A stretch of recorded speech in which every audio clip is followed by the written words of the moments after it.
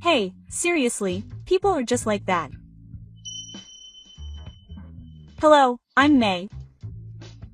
South Korea's water is quietly facing a crisis right now. Drinking water, agriculture, and the ocean. They're all polluted, and it's starting to affect the health of the people.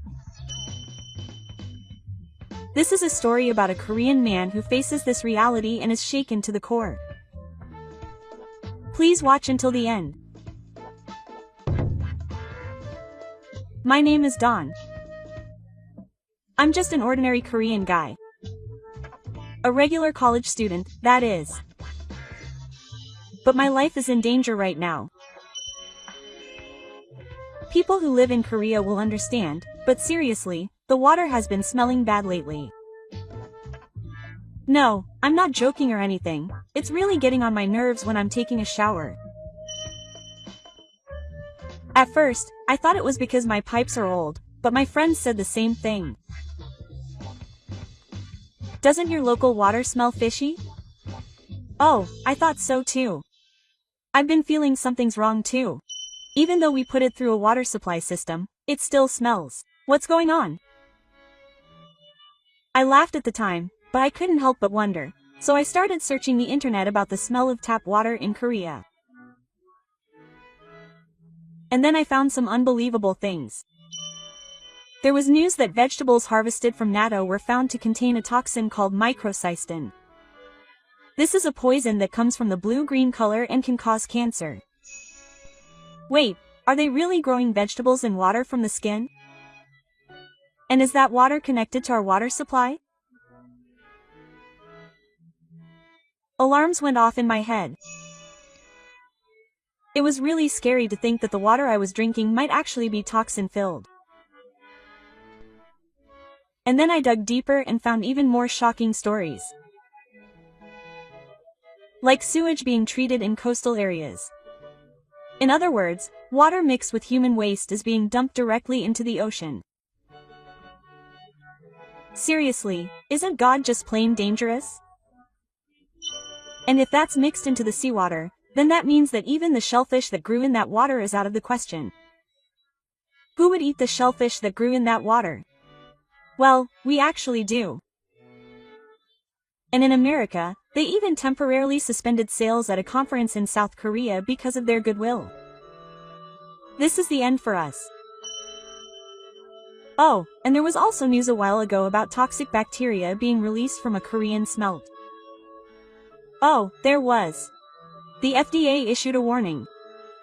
I heard that some countries are no longer exporting it. These are the days when Korean soul food is considered dangerous. I can't believe this. And to make matters worse, there's even news that worms have been found in a factory. It's so disgusting. If you think about it logically, any country would panic if worms came out of a restaurant. But in Korea, it's not that big of a deal. That's what's scary. Why is something so abnormal treated as normal? Why does the government keep saying it's safe? If it really was safe, why are water supply systems selling so well? I get it. It just means that people don't trust it. He's right. You don't trust the government statement that it's safe? So when I got home, I asked my dad. Dad, do you drink tap water? Of course not. I've always boiled water before using it. Seriously? Since long ago, that means you've never trusted it. By the way, aren't we young people properly informed about water issues? We've been told in education that it's safe, but in reality, the ocean is extremely polluted. When I realized that, I was really angry. Haven't we been deceived all this time? No, that's probably the only possibility. I felt like something had clicked inside me. I wouldn't know the truth unless I saw it with my own eyes. With that in mind, I decided to go and see the water testing site. I couldn't trust anything unless I felt the water on my skin with my own eyes, nose, and body. The following weekend, I decided to take action. The river water was really bad. Something inside me had snapped, and I realized that I couldn't just ignore it anymore. So the next place I went to was the City Hall Waterworks Department counter. It was like an inquiry desk, and a man in his 40s in a suit answered my call. Excuse me. I have a question about tap water. Yes. What is it? I've been concerned about the smell of the water lately, so I went to the river to ask about it. There were places where the standard values for large intestine gold and Li exceeded the standard values. So I was worried about the actual safety. Oh, thank you for your concern. However, Korean tap water has passed the world's highest level of testing, and oh, this is the usual.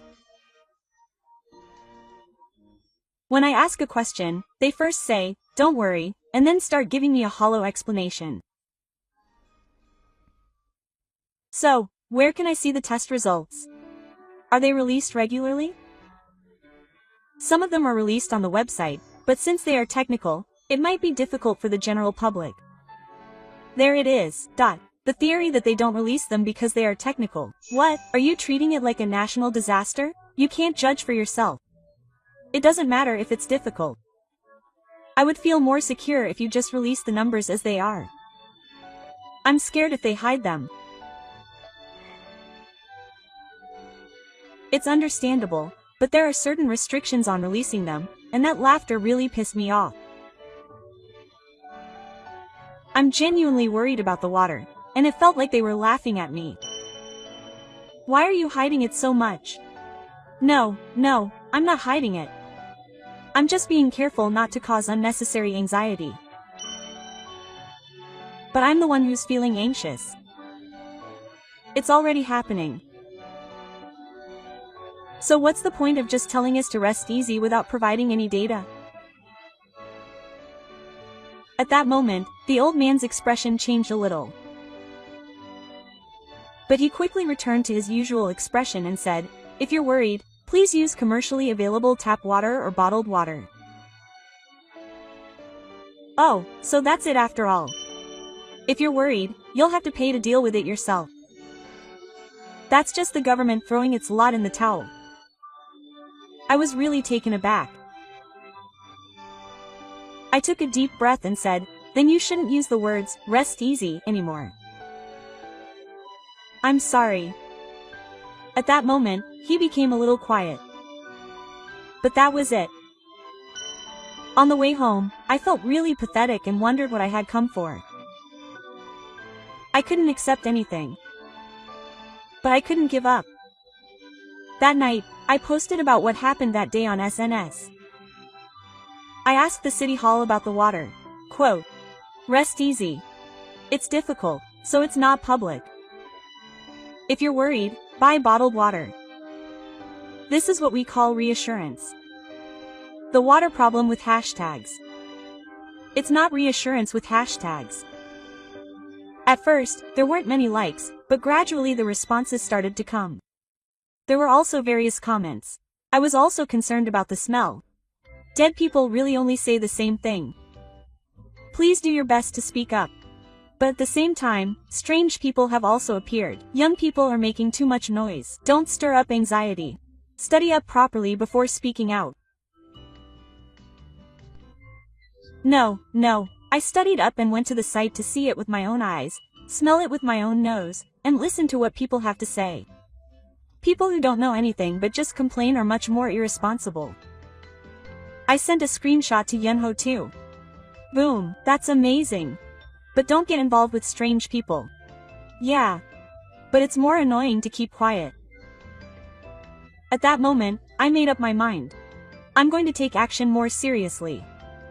Next time, I'm thinking of asking not only the self-defense force but also the food satellite.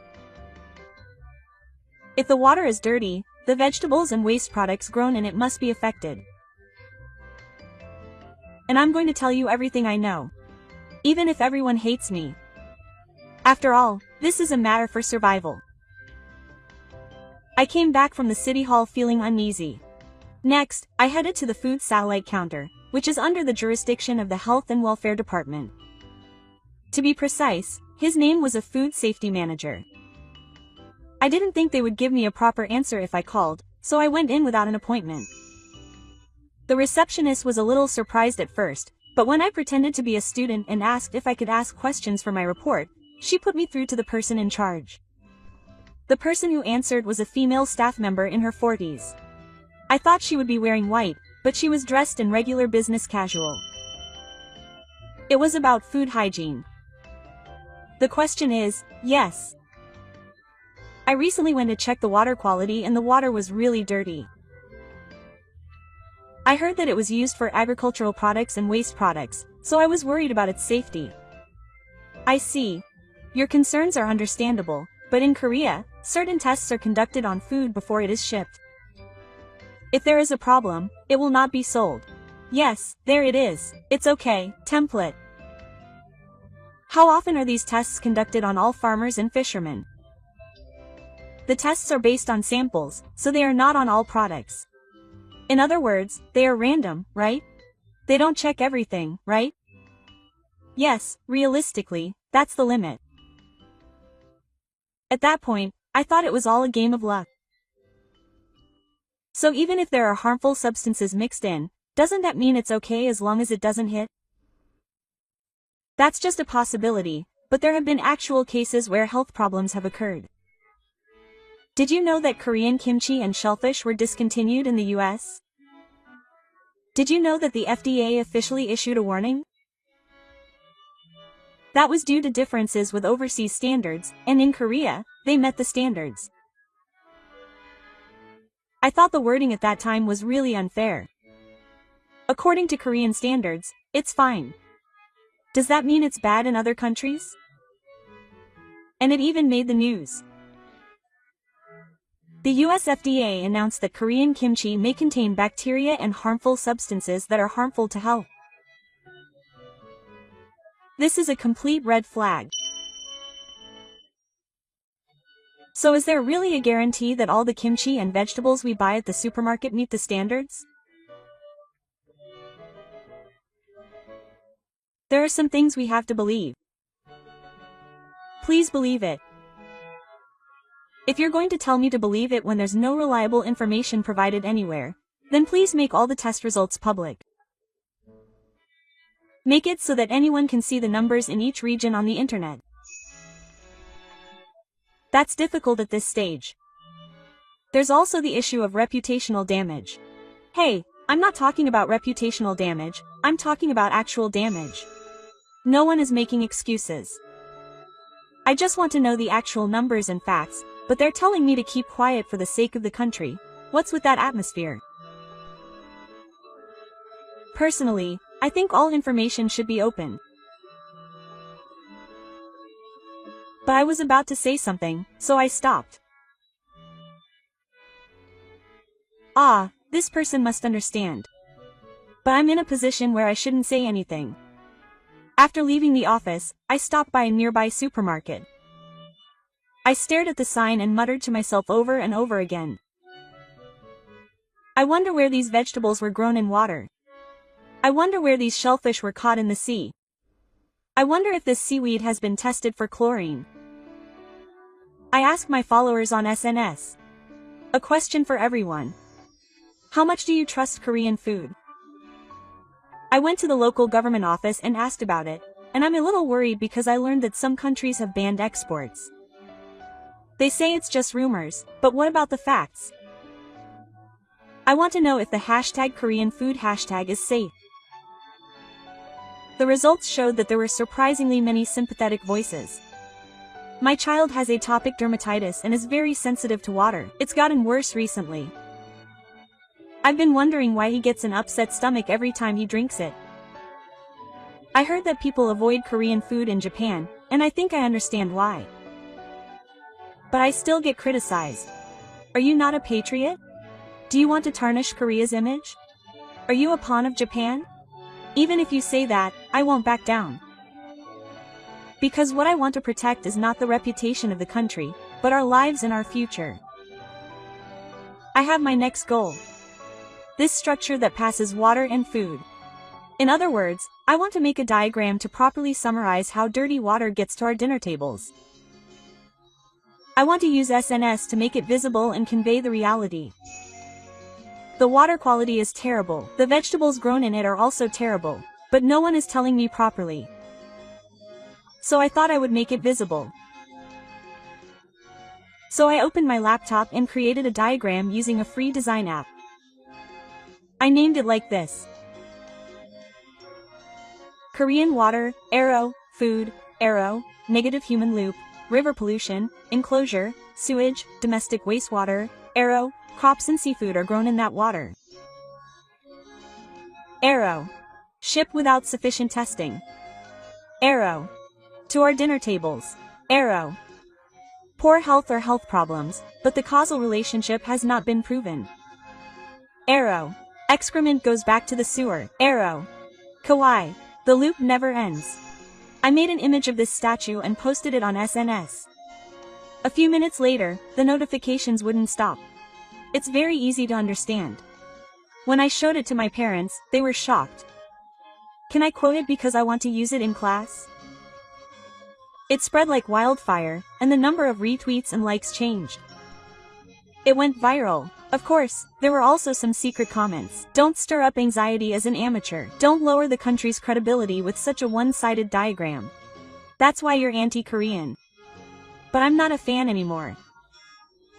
I felt that it was reaching more people. I got DMs from all kinds of people. I'm an elementary school teacher. I've decided to be more careful about the water and ingredients I serve in school lunches. My husband works at a sewage treatment plant. I can't talk about it much, but your story is close to the actual situation. My child has an immune disease. I was worried about the water and vegetables, but thank you for speaking out. I sent a bunch of screenshots to Yunho and he called me right away. You're doing something amazing. You're an influencer now. No, you're just an angry college student. But I was a little proud.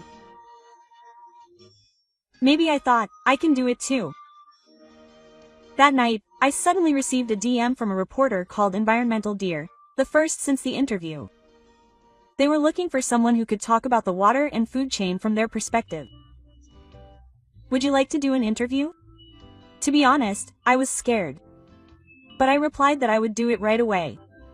I also consulted with Yunho, but he said, go for it. I think what you're doing now is really necessary. So the next day, I met the reporter at a small cafe and we talked about various things. About my trip to the river, about the conversations at the Waterworks Bureau, about the reality of food satellites, about the reactions and bashing on social media. I told him everything without holding anything back. The reporter took notes seriously the whole time, and at the end he said this to me. To be honest, I never thought a student like you would take such action. Someone who felt it was dangerous went to check it out for themselves. I'll write it in a way that conveys how precious that is. The article was later published. The title was The Loop of Water and Life as Depicted by a Young Man. The content was really thorough, and it felt like my words were being conveyed exactly as they were. The comments section was full of support from people I didn't know. I'm glad I learned something I didn't know. It made me think about what to do next. This is a problem for each and every one of us. I felt like this was more than enough for me. But I won't stop here. It's not just about strengthening the inspection system for falsified export standards. There are still a lot of problems. That's why I decided to start a signature campaign next. The action that started with just one person's anger can gradually change someone's behavior. I can feel that firsthand right now. It was really a spontaneous idea to start the signature campaign. The moment I realized that transparency was necessary, I created an online form and posted a link to it on SNS. In the first 24 hours, I collected only 37 signatures, but each one of them had comments like, I want to feel safe about the water I give my baby. My father has liver disease. Water is a financial problem. I'm rooting for you. Thank you. The numbers were small, but the feelings were incredibly heavy. And then 3 days later, the number exploded. It all started when an article about that environmental media was published on Yahoo News. The number of hits suddenly jumped to 500, then 1,000, then 2,000, and in no time it exceeded 10,000. To be honest, I was scared. I suddenly felt like I was being swept up in a huge whirlpool. I even got asked to do an interview on TV. But I didn't do it. I was too scared to show my face and think that something might happen to my family or those around me. But I didn't have to use my name. I could get my thoughts across with just my voice. So I did an anonymous interview on the radio. Remotely, just my voice. I talked about everything from water to food to the attitude of the government and social media. At the end, I said this. I'm not a perfect righteous man or anything. I'm actually a coward, easily angered, and not someone who can act arrogantly. But I couldn't keep quiet about things that I thought were wrong. That's all. After the broadcast, the radio station's official account posted this. It's not like society doesn't listen to small voices. The words of today's guest, Dawn, may change your water supply. I felt more relieved by those words than by them. A while later, news broke that local governments had announced a policy to publish detailed test results of tap water. I got a line message right away from Yuho. Your influence definitely had an impact. Maybe this is it. But it's because everyone took action. I wasn't on TV. No one knows my face. But the awareness of transparency is spreading across the country. If that wave started with a pebble I threw somewhere, that alone is enough. The petition is still going strong. My followers are increasing little by little, and sometimes people send me DMs saying they will speak up in their area too. It takes time for things to change. But if you keep quiet, nothing will ever change. So it's better to just move forward little by little. And now I'm a member of a civic group. I go to meetings after college and help out with events on the weekends. I also organize a water school for children. When I let the children smell tap water and ask them what they think, they immediately tell me honestly that it stinks. That's fine. Be honest and straightforward. Unless we live in a society where people can speak their minds, we can't ensure true safety. One day, a girl said to me, "Big brother, water is scary, but you just have to look at it." I almost cried. Yes, that's all there is to it. Just look, just know. If you start from there, things will surely change. We've received a variety of comments from people overseas on this topic, so I'd like to share some of them. I think it's more frightening that the public doesn't know about the dirty water than the water itself. It's scary to think about going sightseeing and touching that water, but what do you think? One young man's question and action have caused quiet ripples in society. South Korea still has many issues with water and food safety, but as long as there are amateurs and people who speak out, the problem will not go unnoticed. A little courage can be the first step to changing the future. Please let me know your thoughts and opinions in the comments. Thank you for watching until the end. See you in the next video. Senior Tae Jong's investigation report on the Fordu Bridge is out. The cracks are serious. Here we go again. Wasn't it just repaired last year? That was just a temporary fix. No fundamental reinforcement was done. Other areas are still being worn away. Hello, this is Moko. We can't rely on Japan anymore. The accumulated infrastructure is crying out all over South Korea. Please watch until the end to see the reality seen by one male South Korean civil servant as the small fry who have supported the foundation of the country are reaching their limits one after another. My name is Tae Jeong. I'm a Korean civil servant. I've been in charge of infrastructure lately, and I've been covered in it. Lately, whenever I see a small crack in the road, my heart starts pounding. The average person might not notice it. But as someone in charge of infrastructure at a local government, I know all too well how dangerous it is. Today, I'm sipping coffee at my desk as I stare at a mountain of reports. All the bridges, tunnels, waterworks, and sewage treatment facilities across the country are reaching the end of their service life. Just a little while ago, it seemed like they would be fine for another 10 years, but now it's become a reality where it wouldn't be strange if they collapsed in 10 days. My junior at work is rushing to bring me some documents. The investigation report on the 4 major bridges from base senior has been released. It's a report of cracks in the sills. Here we go again. Didn't they just repair them last year? That was just a temporary fix. They didn't do any fundamental reinforcements. And the budget has been cut. Sigh. All I can say is that they're not going to survive. Mr. Yo, wherever you go, it's not that they don't have the money, it's that they don't feel like spending it. To be precise, citizens complain about why the roads are still in such bad shape, but we don't like to leave them like that. Even when we apply for a budget, our superiors tell us to consider the balance with other departments and not be extravagant in this economy, so everything gets postponed. The sewage treatment plant in my hometown was built in 1978. It's been in the area for almost 50 years. The drains are corroded and the cycle is terrible, and when it rains, it overflows, but if you get an estimate for replacing it, it's 10 billion yen. We don't have that kind of money, so we're done. I remember last year's torrential rain. The drainage couldn't be drained properly, and the entire city center was flooded. That was a sign that the infrastructure had reached its limit. I remember my colleague Hinori and I complaining about the recent situation while eating lunch. Tegan, you've probably noticed it already. You've probably noticed it already too. It's starting to collapse. It's not just noticeable. It's at the level where it could collapse tomorrow. I've been thinking about going to Japan again to investigate. What, Japan? When I went to Tokyo 10 years ago, their sewage management was terrible. They said it was because it's a country that experiences earthquakes, but honestly, I was envious. I've been to Japan before, and the road paving and heavy reinforcement were impressive. The timing of inspections and renewals is all recorded in data, and I couldn't help but ask how the budget is being spent on this. In comparison, in my town, there are children who use the same broken bridge every year to go to school. Who's responsible if it collapses? And even when I bring this up to the higher-ups, I always get the same response.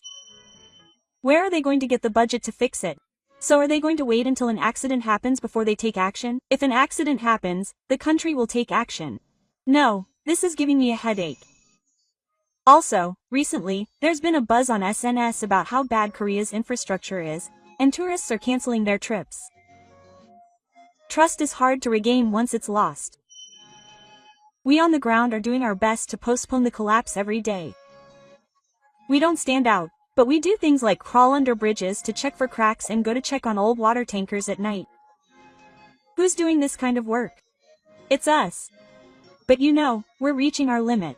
We have to make a big decision somewhere. At the very least, the whole country needs to change its mindset from fixing things after they break.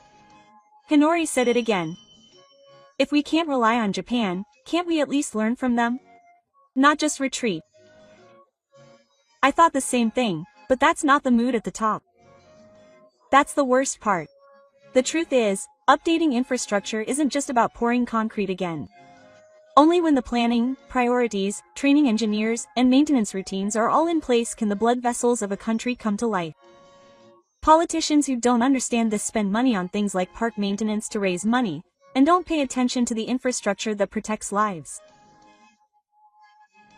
My dad used to say, you don't fix a bridge until people die. You fix it so that people don't die. I think he's right. But that kind of simple psychology is hard to get across in this country these days. Alright, let's head to the next site. Somewhere today, a structure that I thought would last another 10 years might collapse in less than 10 days. I just want to stop that. I've been thinking about this a lot lately. I wonder how far we, as a country, have really come in terms of technology. Of course, it looks amazing. We have tall buildings. IT is glamorous, and AI, the metaverse, KM, and other buzzwords are flying around every day. But when it comes to the basics, infrastructure, manufacturing, materials, measurement, design, and other unglamorous but life-supporting technologies, I honestly wonder how far our country has come. I was slightly shocked when I read a report on Japanese technology last week. The underground facilities managed by the Tokyo Metropolitan Government's Sewerage Bureau are like works of art. Even though they were built 50 years ago, they use preventive sensors and internal systems to check their condition, and if there's even the slightest abnormality, they replace parts of them. What's more, everything is managed digitally, and AI even predicts deterioration. And they've been doing that for years, so it's mind-blowing. There are still cities here that report inspection results by hand, but we were talking again during lunch break. You said you worked with a Japanese company on a redevelopment project in Seoul, right? Oh, yeah, they were really detailed. And they even wrote down the reasons for everything on the blueprints. Reasons? Like, they said they were shifting this pipe 3 centimeters to the right in anticipation of future earthquakes. That would be considered excessive in our company. We'd probably get yelled at for going to such lengths. I laughed, but somewhere deep down I was sweating. In other words, we're being asked to complete things in the short term, while they're working with an eye toward long-term safety. And one more thing about the economy. Did you see the news recently that South Korea's GDP growth rate was 0.9%? Seriously, that's not enough to call it an advanced country. In contrast, Japan's economic stagnation is so severe and its industrial base is so strong.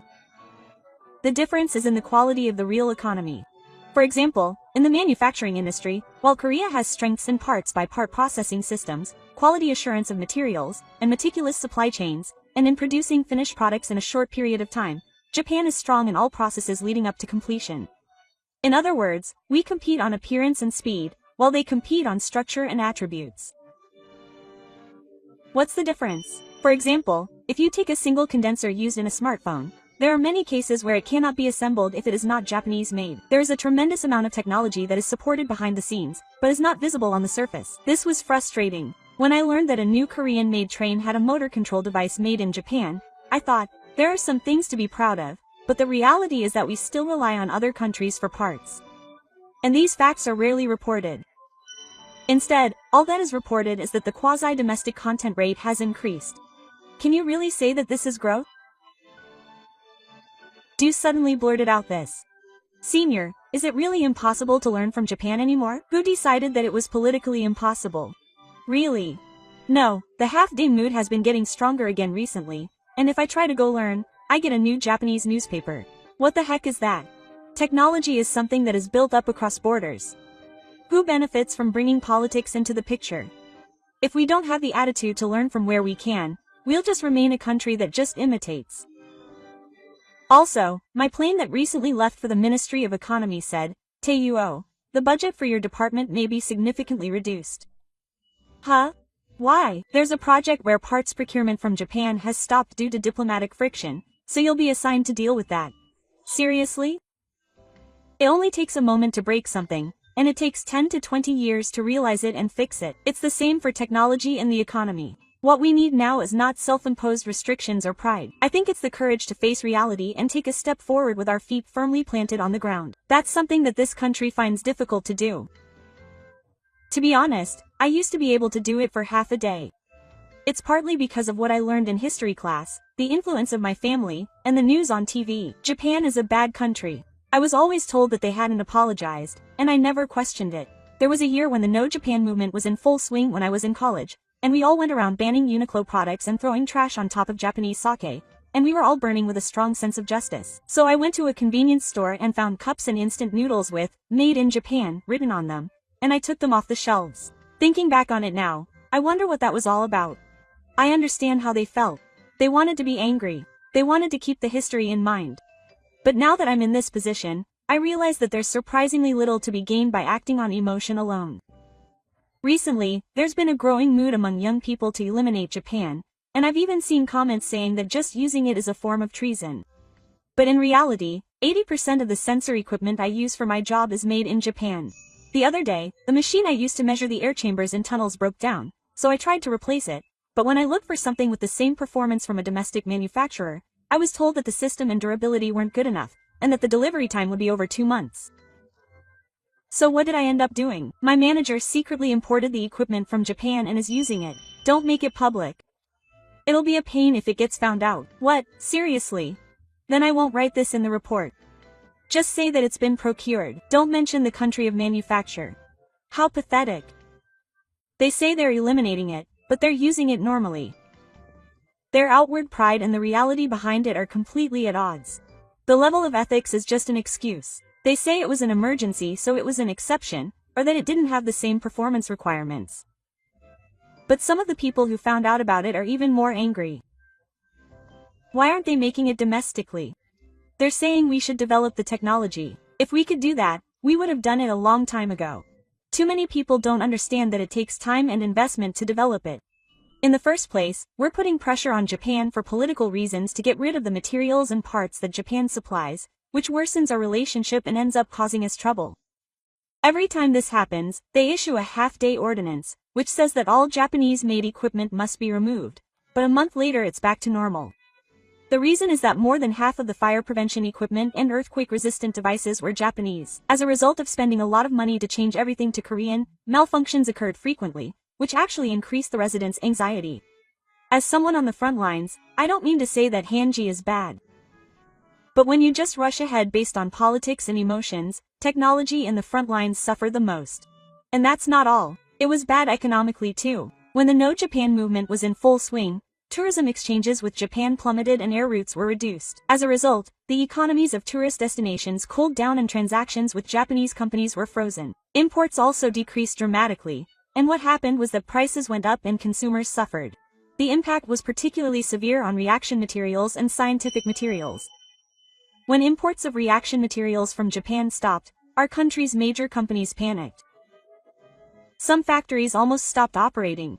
The media reported that domestic production had been successful, but on the ground, there were voices everywhere saying that the product was still in the testing stage and could not withstand production. That was a tightrope walk for us. I thought at that time, if something like that happens again, I might not be able to endure it this time. I can't forget the words Hayanoku once blurted out. Aren't we cutting ourselves off? We are. And proudly so. Of course, Korean engineers and companies are doing their best. I'm proud of them too, and I want to believe in them. But if emotional national movements and political decisions continue that trample on them, the engineers' reputation will decline. No one will use it anyway. Who will seriously develop it if people think they'll just go back to Japan? Politicians say extreme things because they want to win elections, and the public is moved by past emotions. But we on the ground are just silently repairing a crumbling bridge. There was a time when I thought that was a means to protect the country, but now I can't help but feel that we're the ones destroying it. I wonder when we stop being able to distinguish between emotions and facts. Why is Japan so cold? I've been asked that a lot by my colleagues recently. But I honestly think that's only natural. After all, we're the ones who've been acting inappropriately all along. We only bow our heads and ask for help when we're in trouble, and then when it suits us, we yell at them, asking if they've forgotten the past. If this were an individual or a human being, we'd immediately cut off all ties. It's the same with a nation. You see, Japan has always valued its own national interests above all else. It's a country that doesn't let emotions get the better of it. Before people start calling that cold, I think they should take a good look at what they've done. Just last week, our department had an emergency meeting. The topic was about resuming technical cooperation with Japan. In fact, there was talk of receiving technical support from Japan for an infrastructure project behind the scenes, but the other side's response was that trust needs to be rebuilt before they can cooperate. Rebuilding trust? In other words, empty apologies aren't enough. This means that we need to keep our promises first. Japan has always been consistent. We help others as long as it doesn't harm our own interests. However, if that help is taken advantage of, we draw a clear line. That's our diplomatic stance. We in Korea have always taken it lightly. We thought that they would help us out when we were in trouble. But that myth has been shattered. Remember the currency swap agreement? In the past, Japan agreed to it many times, but recently, we haven't even been able to reach an agreement. For some reason, we can't work with a country we can't trust. Hyo was complaining about it before. Hasn't Japan abandoned its image as a kind neighbor? Or maybe it's more like a parent who doesn't spoil their children. I get it, it's like pushing them away and telling them to take responsibility for their own mistakes. In fact, Japan has been promoting new economic partnerships with Asian countries recently, and Korea's presence is honestly weak.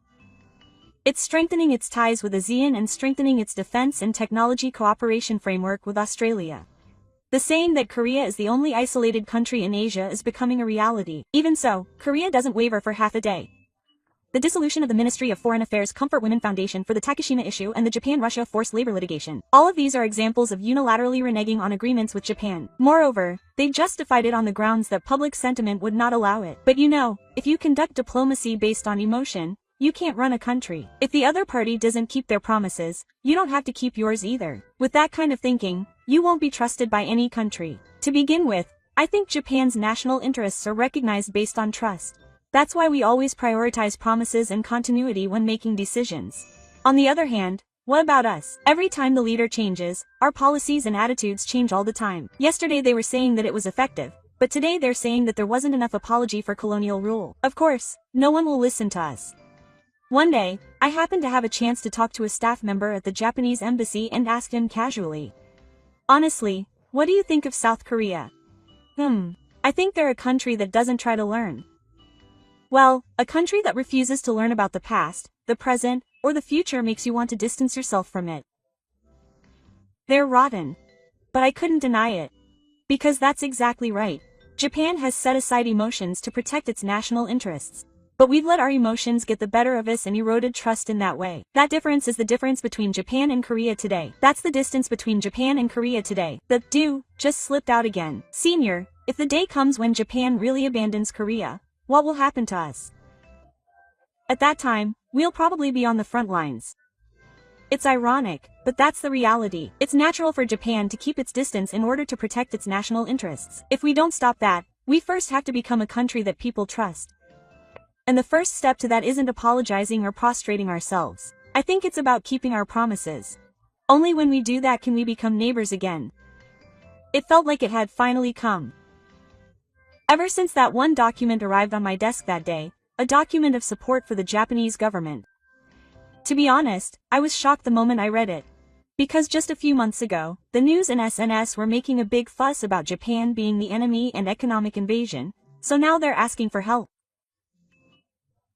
It's no joke. The content of this document is also amazing. It says that the local infrastructure is expected to reach its limits in the next 10 years, so they're asking for Japan's technology and financial cooperation. Moreover, it is also a vague term for re-establishing a forward-thinking cooperative relationship between the two countries. No, that's too convenient. If a country that has repeatedly broken promises, excluded Japanese products, and evaded Japan with the cooperation of the public and private sectors only now wraps it up in words like forward thinking, I'd be pissed. When I told Hainori about this, he slammed the table and laughed. Hey, you should say, excuse me, first before saying, please help me. So, what kind of diplomacy is it that protects national pride?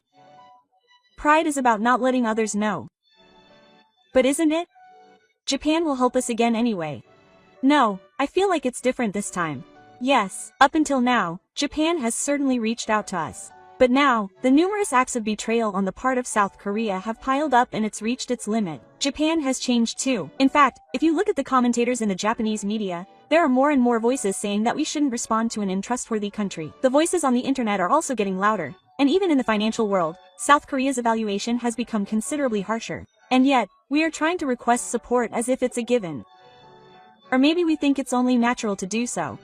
This country has no sense of crisis. Moreover, they have an attitude that they deserve help because they are in trouble. They don't realize the arrogance behind that. That's why I thought, this is a request for support that should be rejected. Think about it calmly. If support comes from Japan now, it will be the same thing over and over again. They won't be grateful for the help they received and it will be insufficient again. They will complain that they could have given more and then a few years later they will say that Japan is trying to make them feel indebted. And that will worsen relations again. We have to put an end to this cycle. If they really want Japan to support them, they should do what they are supposed to do first. They should work to restore trust, apologize, abide by past treaties, and bow their heads and ask to learn from them. If they can't even do that, it's only natural that this request for support should be rejected. I took the plunge and went to my boss. Section Chief, I am against this request. I'm embarrassed. What are you talking about? Think realistically. We don't have enough technology or money. If that's the case, they should show sincerity as a country. If things continue as they are, they will end up using Japan again. Don't interfere in work based on your personal beliefs. This isn't about beliefs, it's about trust. The chairman remained silent. But his silence said it all. I have withdrawn from the official document drafting of this request for support. I no longer want to be involved in work that will tarnish my name. Of course, my withdrawal alone may not have much of an impact on the majority, but it's important to show, even in a small voice, that this is not okay. Support is built on trust. Before we cry out for help because we're in trouble, we should ask ourselves whether we have gained enough trust to be helped. If we can't do that, no one will respond no matter how much we reach out to them. And I think that's only natural. Various opinions have been received from people overseas on this topic, so I'd like to introduce some of them. Koreans are not new to being ungrateful, but if they know they have to rely on someone, they should be more sincere. I think Japan and Korea are very friendly countries outside of politics. We enjoy each other's cultures, so I can't stand to see that falling apart because of politics. What did you think? What awaited him after pushing forward with emotion for half a day was a loss of trust. It seems that Taejeon also faced reality, but he may have realized it a little too late. Is there a future before he refuses to learn? Please let me know your thoughts and opinions in the comments. Thank you for watching until the end. See you in the next video.